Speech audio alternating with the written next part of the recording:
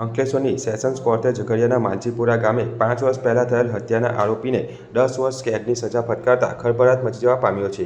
ઝઘડિયા તાલુકાના માલજીપુરા ગામમાં ગત તારીખ 27 ફેબ્રુઆરી 2020ના રોજ લગ્ન પ્રસંગે ડીજેમાં રાકેશ ઠાકોર વસાવા અને તેનો મિત્ર નાચતા હતા. તે સમયે નાચવા બાબતે કુંજન વસાવા દ્વારા રાકેશ વસાવાના મિત્રને લાફા ઝીકી તે વચ્ચે છોડાવવા પડ્યા હતા. જે બાદ રાકેશ વસાવા ફળિયામાં નવીન વસાવાના ઘરે ગયો હતો, જ્યાં તે ટીવી જોતો હતો.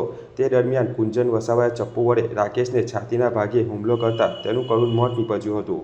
બનાવ અંગે ઝઘડિયા પોલીસે ગુનો નોંધી ગણતરીના કલાકમાં કુંજન વસાવાની ધરપકડ કરી જેલમાં ધકેલી દીધો હતો.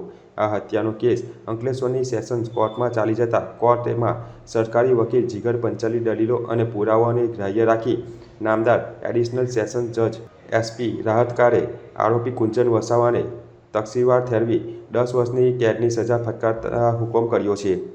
તારીખ 27/2/2020ના રોજ માલતીપુરા ગામમાં લગ્નમાં ડીજેમાં નાચવા બાબતે તકરારની રીસ રાખીને આરોપી કુંજન કેશુર વસાવે મળન જનાર રાકેશભાઈ ઠાકોરભાઈ વસાવાને છાતીના ભાગે ચપ્પુ મારી ગંભીર ઈજા કરેલ હતી.